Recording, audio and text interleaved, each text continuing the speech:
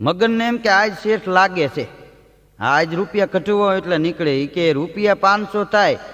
એ કે 500 નહીં મગન, 551 આપું, પણ આ વિચિત્ર પ્રકારનું મળદું છે, પાછું આવશે તારે જવું પડશે બીજી વાર નાખવું. મગનને એમ કે મળદા થોડા પાછા આવે. એ કે એ મારી જવાબદારી, પાછું આવશે તો હું નાખી આવીશ.